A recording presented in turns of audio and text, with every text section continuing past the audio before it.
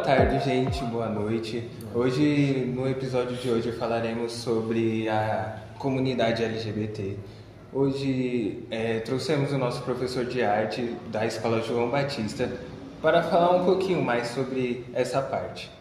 Boa noite, professor. Boa noite, Diego. Boa noite. Professor, para iniciar aqui a nossa entrevista, poderia falar como é que foi um pouco da sua experiência no seu primeiro emprego? Então, meu primeiro emprego foi, acho que era 1979, e eu fui trabalhar numa empresa de engenharia que estava construindo a hidrelétrica de Itaipu. E nessa engenharia eu fui office boy. Eu trabalhava andando nas ruas de São Paulo, indo atrás do que me pediam, né? Eu ia atrás. Office boy. Nessa época você já se identificava com uma pessoa homossexual? Não. Não? Eu tinha, nessa época, eu estava com 16 anos. 16? E tudo que eu sabia da vida eram os amigos que eu tinha, a escola que eu estava no ensino médio. E toda a questão política de época, era uma época em que a gente estava começando um processo de abertura, de anistia dos presos políticos. Eu me importava nessa época com o cinema, eu gostava muito de cinema, aproveitava para assistir todos os filmes que eu podia. Foi a partir daí que eu comecei a gostar de cinema, né? Então, essa questão da sexualidade, da orientação sexual, nessa época não fazia sentido para mim, eu não me perguntava nada, né? Ainda não estava sendo uma questão para que eu pudesse me posicionar, né?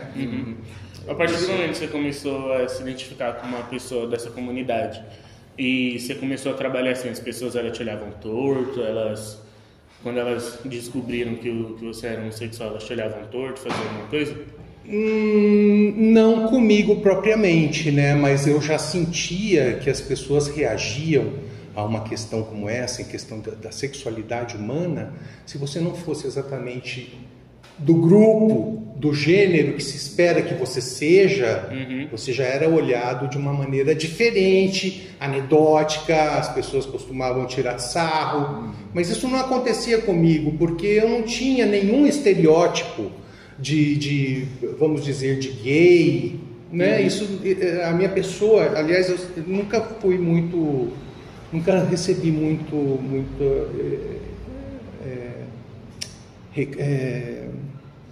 como é que se fala? Seria tipo preconceito? Nunca sofri preconceito porque nunca estampei nenhum rótulo, né? Nenhuma questão desse jeito. Isso daí, tanto que assim, eu nunca tive uma comunidade, eu nunca participei de uma comunidade, seja da ordem que fosse, né? Mas eu sentia que as pessoas tinham sim um olhar diferente para aquele que era diferente, para aquela que era diferente. Para aquele que se mostrava diferente. Para aquele que se mostrava diferente, exatamente, né? Isso eu sentia muito, eu sabia exatamente. E aí comecei a me questionar, a partir da reação dos outros em relação à sexualidade alheia. Eu comecei a me posicionar e muitas coisas eu ficava com medo de denotar que eu era ou isso ou aquilo, né? Trejeitos e tal. Então, eu ficava meio na minha, assim. Eu sabia qual era a opinião pública, né? E eu não queria ser julgado por nada. Você acha que esse receio de ser visto de maneira estranha afetou na forma de você agir, de você falar, se expressar, se posicionar? Não me afetou, eu não me escondi atrás de nada, né? Porque assim, sou como sou. E na minha maneira de ser, naturalmente, eu já era julgado. As pessoas já me julgavam pelo meu jeito de falar ou pelas minhas escolhas. Se eu gostava, por exemplo, já fui julgado até por isso, né? Gosto de drops de morango. Rosinha. Então, no meu próprio jeito de ser, mesmo não estampando nenhum estereótipo, eu sofria represálias, eu sofria julgamentos. E a gente, você vai colocando as coisas na cabeça, você vai entendendo, né? Mas não que eu tenha me escondido ou ficado dentro do armário, como as pessoas dizem, né? Não, também não. Professor, mudando um pouquinho só de assunto, na época você tinha algum tipo de referência? De sexualidade, todas as referências. Na época em que eu era garoto, por exemplo, na minha cidade tinha desfile de carnaval nas ruas do centro. E nos desfiles de carnaval tinha uma personagem, uma pessoa que estava em todos os carnavais. Ele era famosíssimo, chamava-se Spironelli. E aí ele se fantasiava com muito luxo, ele andava sozinho. E ele era apontado por todos, aquele cara é viado. Então, na minha época de menino, não existia a palavra gay, muito menos o conceito gay. Era viado. Alguns anos mais tarde, na época dos hippies, começaram a se chamar de bicha, porque os hippies chamavam todo mundo, e aí bicho, né? E os homossexuais eram chamados de bichas, entendeu? E daí até chegar no termo gay, que é um termo norte-americano, né, da língua inglesa, que significa alegre, e esse nome vir com um modo de vida muito mais inteligente, é que as coisas começaram a se definir. Porque quem que era chamado de gay eram os homossexuais, e era uma classe de pessoas tidas como alegres, irreverentes, corajosas, que não tem medo de frontalizar a sua sexualidade, que sabe que não tem nada de errado com isso, né? E aí sim, isso é a partir dos anos 80 é que se começou a se formar essa percepção do universo gay, o que isso significa. E tipo assim, conforme as pessoas da comunidade vai se posicionando, tem mais preconceito em cima, né? Mesmo sendo algo que já está tipo, há muitos e muitos anos. Desde sempre, se você for olhar assim, sempre teve algum caso ou outro de homem com homem, mulher com mulher, mas as pessoas sempre, a partir de agora, assim, mais recente, começou a discriminar, a jogar o preconceito. E você pensa assim, conforme os anos, isso vai melhorando, vai ficando cada vez mais leve, não vai ter menos preconceito, mas só piora gradativamente. Você acha que tipo, teria alguma coisa que a gente poderia fazer ou que poderia ser feito pela sociedade para diminuir esse preconceito? Sim, eu acho que a princípio a educação fica com uma principal função mesmo de esclarecer as coisas e deixar as coisas num ponto de vista que não tem mistificação, não tenha preconceito. Apresentar os fatos, como que é a natureza humana, como é que o homem, a humanidade é capaz de amar qualquer tipo de coisa, qualquer tipo de vínculo, né? Sem ter parâmetros, olha, isso daqui só funciona com aquilo ali. Não. Existe um meio de minimizar, trazendo o esclarecimento para as pessoas, trazendo as orientações sexuais como pauta das escolas, como pauta de atitudes como essas que estão acontecendo aqui agora, né? Colocar as claras, mostrar as coisas como são. Não tem que se esconder ou maquiar uma coisa. A gente vive num momento de verdades, né? E de posições, né? E, tanto assim, eu nunca participei de nenhuma comunidade gay, certo?